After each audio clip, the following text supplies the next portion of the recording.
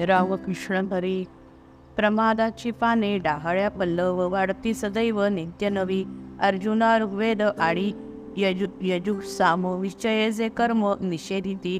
त्याची निषिद्धांचा पाला सर्व काळ वाजे सळसळ अग्रभागी. जारण मारण इत्यादिक क्रिया बोलती साधाया परघात. ऐशी शास्त्रपर्णे घेऊनी सांगाती वेली विस्तारती वासनेच्या. तोची कुकर्माची पाळेमुळे खोल रुजोनी प्रबळ होता मग. नाना जन्मशाखा फोफावती देख एकाहुनी एक हीन ऐसा. तमोगुणे तेव्हा बोलोनिया कोणी होती जे का प्राणी कर्मभ्रष्ट. चांडालादिहीन जातींच्या फांद्यात झाले अधोगत गुंतोनी ते. सर्प विंचू व्याघ्र पशुपक्षादिक फाक्ती अनेक आडशाखा. परी नित्य नवी नरकाची गती हीच फलप्राप्ती तया सर्वा. जैसे हिवसे लागी आगळे नेतृत्व तैसेच महत्व कुकर्मासी. ऐसे हीन जन्म रूपिना नांगपूर पावती विस्तार निरंतर. ऐशा परी होती मग तरु तृण मृत्तिका पाषाण किंवा लोभ. याची शाखा तेथे आणि फळे हीच धनंजयासाच जाण ऐसे. मानवापासून स्थावरापर्यंत ऐशा वृद्धिंगत अधोशाखा. म्हणून मानव रूपी ज्या डहाळ्या त्याची जाण मुळ्या अधोभागी. तेथोनीच भव तरुचा विस्तार होतसे अपार धनंजया. भववृक्षाचे या एरवी वरील अज्ञान हे मूळ अग्रगण्य. तेथून या खाली पाहू जावे तरी शाखा मध्यावरी मानवाची. परी याच शाखेपासून या एक ऊर्ध्वी पुण्यात्मक सात्विकती. आणि अधोभागी शाखा पापात्मक वाढे दुजी देख్ तामसी ती. विधिविधानासी मनुष्य वाचोनी पात्र नाही कोणी म्हणून या. धनंजया याच मनुष्य शाखेसी वेदत्रया ऐंशी पाने येती. जरी वाटे शाखा मनुष्य शरीर पाहता साचार ऊर्ध्व मूळ. तरी पार्था जाण शाखा तेची मूळ व्हावया सकळ कर्मवृद्धी. झाडाची या फांद्या जो तो घेती वाढ तो खाली दृढ मुळे जैसी. आणि तळी मुळे जो बळावती तो फैलावती शाखा जैसा. मानवी देहाची तैशीच स्थिती जाण पाकिरीटी सुनिश्चये. कर्म तव देह देह तव कर्म निसर्गाचा धर्म असे ऐसा.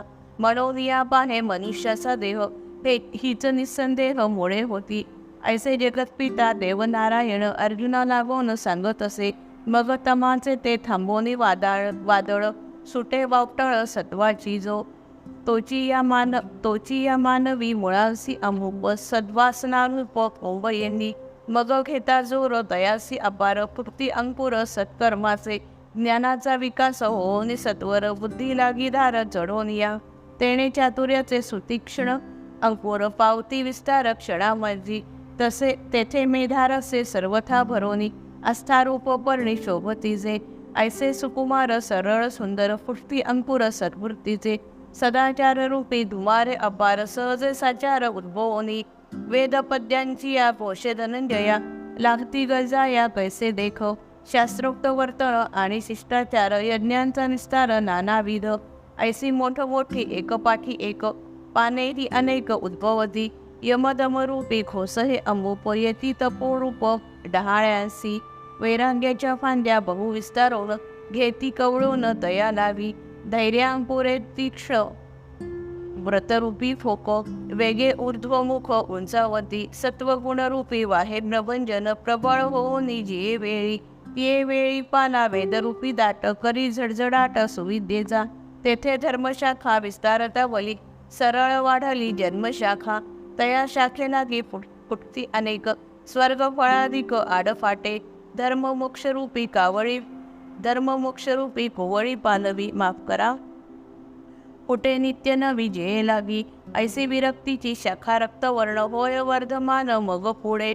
रवी चंद्राधिक ग्रह थोर आणि पितर विद्याधर. ऋष्याधिक आड शाखांचे प्रकार पावती विस्तार सत्वगुणे.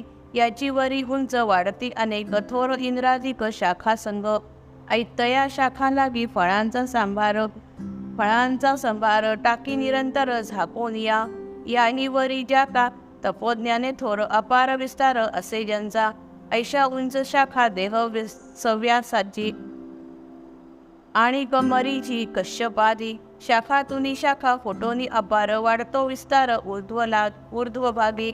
बुडीसान परी अग्रभागी थोर फळांचा संभार म्हणून यानी वरी शिव ब्रह्मदेवांकुर देख तीक्ष्णतर फुटोनिया सत्यलोक शिव लोक ऐसा थोर येई फळभार शाखांसी त्या मनुष्याची शाखा फळभारे ऐसी मूळ मायेपासी टेके पुन्हा ऐसीच सामान्य वृक्षांची ही स्थिती जेव्हा फळे येती घनदाट तेव्हा ओथंबून शाखा तयांचिया पाहती भेटाया मुळा लागी मनुष्यरूपी तैसी शाखा जाण होता वर्धमान सत्वगुणे जेथोनी हा भव तरुचा उद्भव तयामुळे ठाव घेई ज्ञाने म्हणून या शिवा आणि ब्रह्मदेवा पलीकडे जीवा वाढ नाही येथून या पुढे ब्रह्मची आगवे राहिले स्वभावे ऊर्ध्वभागी परी असो ऐशा शाखा ब्रह्मादिक होतीच ना देख ब्रह्मतुल्य सनकादिक नामे जयांची विख्याती ऐशा शाखा होती आणि कही ब्रह्मस्वरूपी त्या राहिल्या डोजडोन न जाता गुंतोन फळी मुळी मनुष्यापासून ब्रह्मदेव वैरी शाखा ऐशावरी उंचावती ब्रह्मादिक ऊर्ध्व शाखा लागी मूळ शाखा ही केवळ मानवाची म्हणून मानव शाखाची येथे मुळे अधोगत जाण पार्था. जय जय रघुवीर समर्थ.